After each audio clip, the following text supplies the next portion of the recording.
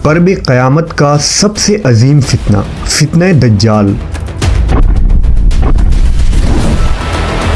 वो जब जाहिर होगा तो एक ख़ास किस्म की सवारी पर सवार होकर निकलेगा।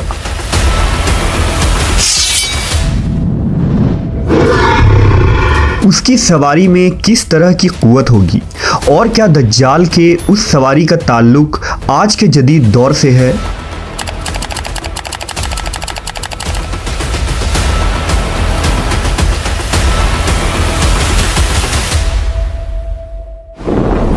दज्जाल उम्मत मुस्लिमा के लिए सबसे अजीम फितना करार दिया गया है। हज़रत आदम अलैहिस्सलाम की तख्लीक से लेकर क़यामत कायम होने तक कोई भी फितना दज्जाल के फितने से बढ़कर नहीं है। दज्जाल के मुतालिक हम मुसलमानों के पास जो मोतबर तरीन ज़राए हैं वो नबी सल्लल्लाहु अलैहि वसल्लम की अहदीस मुबारका है, जिसकी रोशनी में हम ये जान सकते हैं कि दज्जाल के पास किस तरह की क़ुव्वतें होंगी और उन शैतानी क़ुव्वतों से दज्जाल किस तरह की तबाही मचा सकता है। लिहाजा अहदीस की किताबों में हज़रत इब्ने अब्बास, हज़रत अब्दुल्लाह इब्ने मसूद और इब्ने उमर रज़ियल्लाहु ताला अन्हु से दज्जाल की मखसूस सवारी के मुतालिक अहदीस रिवायत की गई हैं, जिनका मजमुआ ये है कि दज्जाल उस वक्त नमूदार होगा जब लोगों की ईमानी हालत बहुत कमज़ोर हो चुकी होगी। दज्जाल दुनिया में 40 दिन घूमेगा। उन 40 दिनों में एक दिन 1 साल के बराबर होगा और एक दिन 1 महीने के बराबर, जबकि एक दिन 1 हफ्ते के बराबर और बकिया अय्याम मामूल के मुताबिक होगा। दज्जाल एक चमकदार गधे पर सवार होकर निकलेगा, जिसके 2 कानों के दरमियान का फासला 40 हाथ होगा। दज्जाल अपने उस सवारी पर सवार होकर समुंदर में इस तरह दाखिल हो जाएगा जैसे एक घुड़सवार अपने घोड़े पर सवार होकर एक तंग नदी में दाखिल हो जाता है। उसके लिए ज़मीन समेट दी जाएगी, यानी वो बहुत तेज़ रफ्तारी से सफ़र करेगा। वो सूरज के गुरूब होने के मकाम पर उससे पहले पहुंच जाएगा। समुंदर का पानी उसके टखनों तक पहुंचेगा। दज्जाल के पास 70,000 की फ़ौज होगी, जिनके ऊपर सब्ज़ चादरें होंगी, यहाँ तक कि वो अबू अल मराक के टीले पर आकर ठहर जाएंगे। वो ऐसी बुलंद आवाज़ देकर सबको बुलाएगा कि उसको ज़मीन और आसमान के दरमियान सारी मखलूक सुनेंगे। फिर दज्जाल उन लोगों से कहेगा कि तुम सब मेरी इबादत करो, मैं तुम्हारा रब हूँ। इस मौके पर रसूल अल्लाह सल्लल्लाहु अलैहि वसल्लम ने फरमाया, तुम्हें ये पता हो कि तुम्हारा रब एक आंख वाला नहीं हो सकता। भला वो जो दूसरों को आंखें देता है वो खुद कैसे बीनाई से महरूम रह सकता है।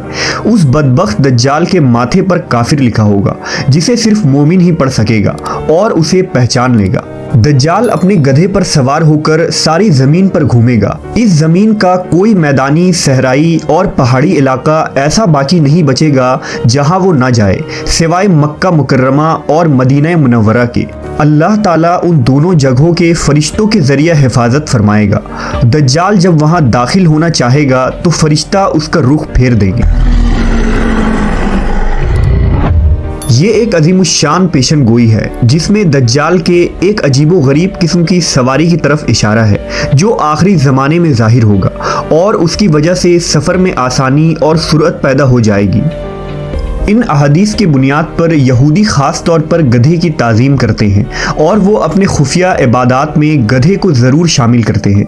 बाज़ लोगों का ये दावा है कि अपने इबादत के दिन खुफिया तौर पर यहूदी एक गधे को उठाकर बैतुल मुक़द्दस में ले जाते हैं, जहां मुख्तलिफ रस्म व रिवाज के मुताबिक उस गधे को सजाया जाता है। सहाबा कराम के जहन में उस वक्त ये सवाल ज़रूर आया होगा कि ऐसा गधा कहाँ से आ जाएगा जिसकी लंबाई और चौड़ाई इतनी देवकामत होगी। लेकिन सहाबा कराम ने हुजूर से इस हदीस को जैसा सुना वैसा ही याद रखा और आज हम तक ये सारी अहदीस पहुँची। उलमा इकराम का कहना है कि अगर हम ये कहें कि क़यामत के करीब एक ऐसा गधा पैदा हो जाएगा और ये सफ़ात उसमें पाई जाएगी तो ये बात नामुमकिन नज़र आती है। फिर सवाल ये भी है कि दुनिया में वो गधी कहाँ से आएगी जो इस किस्म के अजीबो गरीब और देवकामत गधा जनेगी और समुंदर का पानी उसके टखनों तक आए, ये बात अकल के बईद है। कुछ मुहक्किकीन के राय के मुताबिक दज्जाल की सवारी के लिए हदीस में लफ्ज़ दाबा या जानवर का लफ्ज़ इस्तेमाल किया गया है और वो किसी भी तरह की सवारी हो सकती है।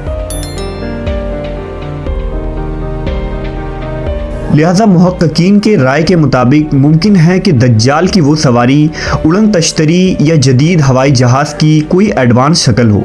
गर्ज ये कि हम जानते हैं कि आज के इस जदीद दौर में हवा और आवाज़ के रफ्तार से कई गुना ज़्यादा सुपरसोनिक जहाज़ तैयार हो चुकी है और उड़न तश्तरी के किस्से भी पिछले 100 सालों में बहुत मशहूर हुए हैं, जिनको यूएफओ कहा जाता है।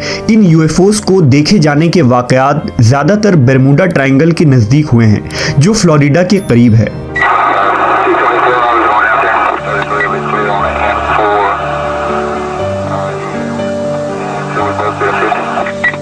मुमकिन है कि दज्जाल की ये सवारी एक यूएफओ यानी एक ख़ास किस्म की उड़न तश्तरी हो।